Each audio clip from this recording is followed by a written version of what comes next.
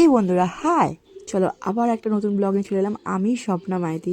ঘুম থেকে উঠেছি, অনেক বাড়ির কাজ হয়ে গেছে, শুধু মেয়েটা বেলা করে ঘুম থেকে উঠে বলে বিছানাটা ঝাড়া হয়নি, তাই না বিছানাটা ঝাড়ছিলাম। তো মেয়ে গেছে একটুখানি পড়তে, ড্রয়িংয়ে গেছে, সরি পড়তে যায়নি, ড্রয়িংয়ে গেছে। তো ওকে রেডি করে পাঠালাম ড্রয়িংতে, ওর বাবা ওকে দিয়ে এসেছে। তো আমি বিছানাটা গোছাচ্ছিলাম।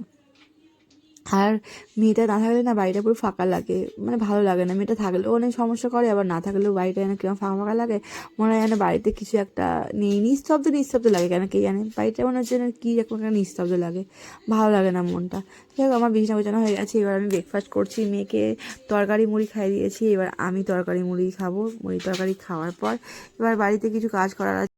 মুদিখানা আনা হয়েছে, আটা আর ময়দা মেশাচ্ছি, কারণ আটা একসাথে মানে শুধু আটা রুটি খেতে চায় না, একটু ময়দা ময়দা না দিলে না আমার মেয়ে খেতে চায় না।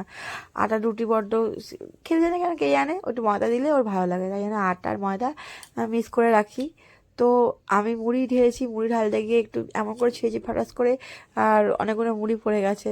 তো কুড়িয়ে নিতাম, কিন্তু তলাটা ভালো করে যে চুল টুল থাকে, মেয়েও তো খায়, তাই জন্য আর করলাম না। ভাত আর মুড়ি ফেলতে নেই, মানে চাল ফেলতে নেই, ঠিক আছে, মা লক্ষ্মী তো, তাই জন্য ফেলতে নেই। কিন্তু আমি কুড়িয়ে নিতাম, কিন্তু করানো যাবে না, চুল ফুল থাকলে যখন মুশকিল হয়ে যাবে। চলো কাজ করি। আরে ভিক্টোরিয়া, আপনি কি কাটছেন বলুন তো? মামা, হ্যাঁ রসুন কেটেছি। ও রসুন কি কি কি কি কি আদা কেটে ভিজে ছি ছি, আদা কে ভেজায়? ডিম হবে, ডাল, দিকে এঁচোড়ের তরকারি হবে, আলু কেটে রেখেছি, এখানে গাজর কাটা আছে হবে, পেঁয়াজ কাটা আছে, ধনে পাতা ধোয়া আছে, সব করা আছে। এবার শুধু একটা করে কুচু কুচু কুচু কুচু কুচু কুচু করে কাটবে শুধু, তাই আড্ডা পুরো ফিনিশ। হাতটা কাটবে, দেখা যায় হাতটা কাটবে আমার।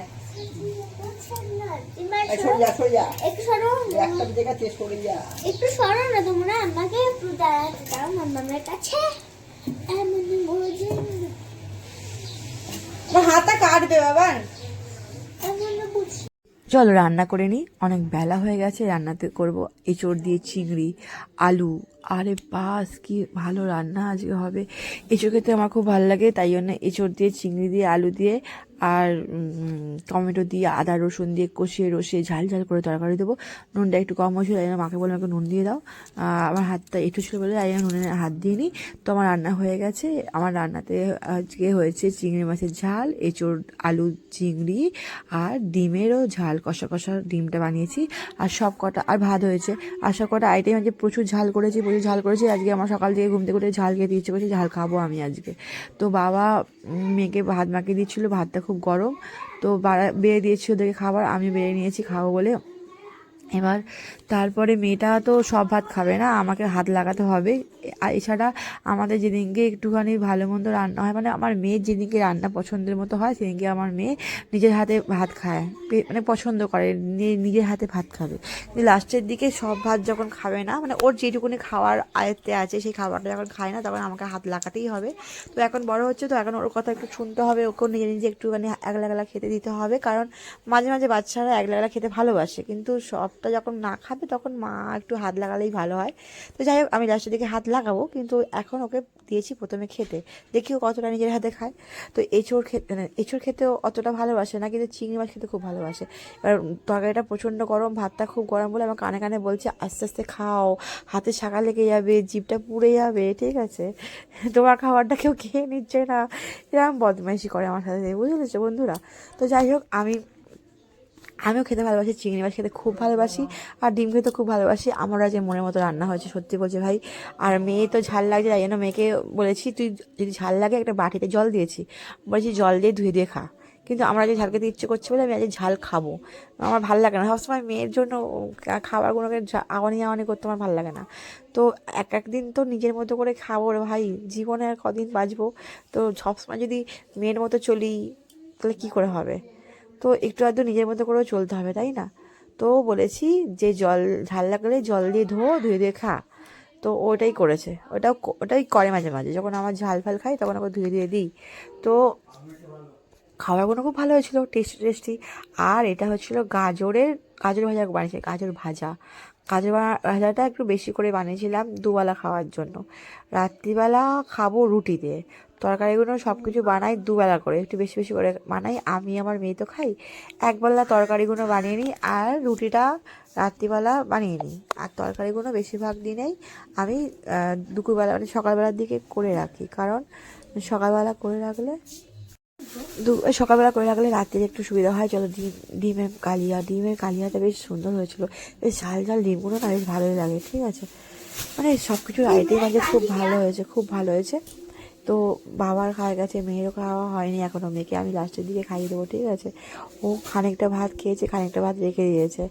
আমি খালি দেখছি যে ও কী করতে চাইছে। ওকে নিজের হাতে মানে খেতে দিলে কী হবে, নিজের হাতে না খেতে চায় না, মানে মানে পেট ভরে খেতে চায় না, ওই ছিঁড়িভাবে খায়। এবার বাচ্চাদের যদি একটুখানি ঠিক করে না খাইয়ে দেয় মায়েরা, তো ওরা তো ছোটো, ওরা তো ঠিক করে খেতে পারে না। তো তাই জন্য লাস্টের দিকে ওকে আমি খাইয়ে দেবো। তারপরে গল্প করছিলাম, আমার বাবা মার খাওয়া গেছে, মা গল্প করছিলো, মেয়ে আমি খাচ্ছিলাম। তারপরে আস্তে আস্তে মেয়ে এখন এর দিকে আসবে না কিন্তু, হ্যাঁ মেয়ে এখন চায় নিজে নিজে শ্যাম্পু করে নেবে, সাবান মেখে স্নান টান করে নেবে। কিন্তু আমি চাই না আমার মেয়ে নিজে নিজে স্নান করুক। কিন্তু এখন একটু বড় হচ্ছে, তো এখন একটুখানি কি বলবো, একদম কি বলবো, মানে আর সব জানে এখন সব জানে। আমার জন্য হিরে এনেছে, বড় একটা হিরে, ভাগ্যি এত বড় হিরে এনেছে। এই এটা গলায় মালা করে ঝুলবো। তো এখন মানে একলা একলা স্নান করবে। আমি বলি যে না একলা স্নান করার দরকার নেই, বাচ্চা কখনো পারে।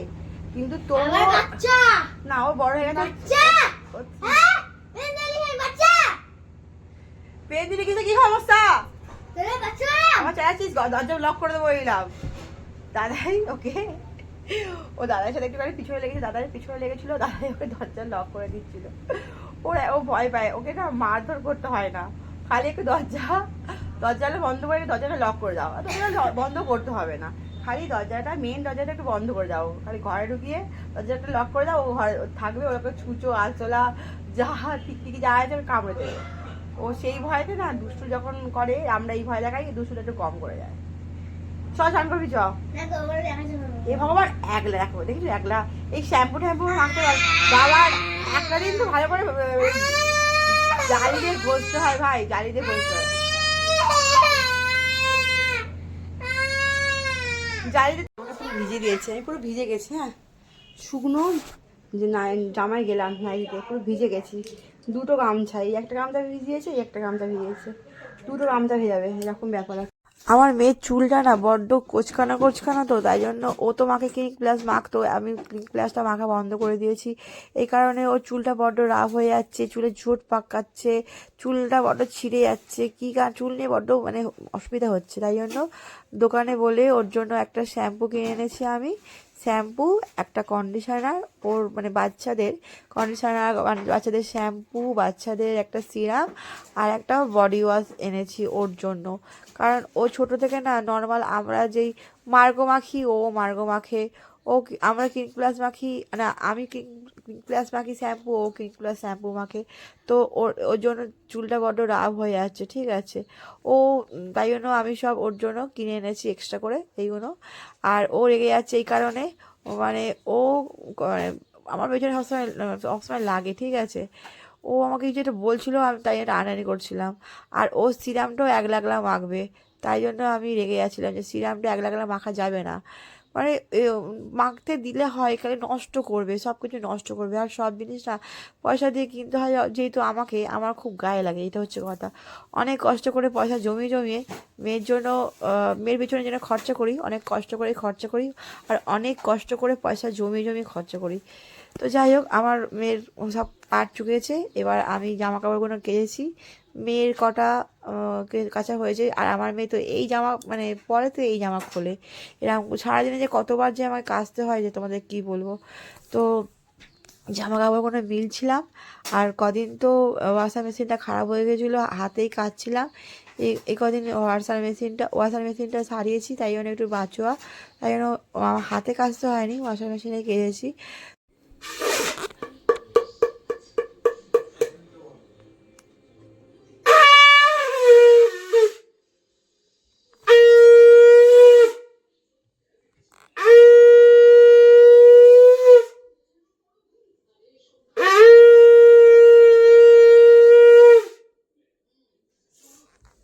শুলাম, কাজ বাজ শেষ হলো, আমি আর পাচ্ছি না, আমি প্রচুর ক্লান্ত ভাই, তোমরা কেঁদে কি বলবো। আর আমার মেয়ে যাবে দিকে এই খেলে যাচ্ছে, পুজো হয়ে গেছে, বলছে শুবি আয়, ও তো শোবে না, খেলে মানে যাচ্ছে। কেমন আছে আমি বন্ধুরা? শুলাম, কানাটা ভালো। খেলবো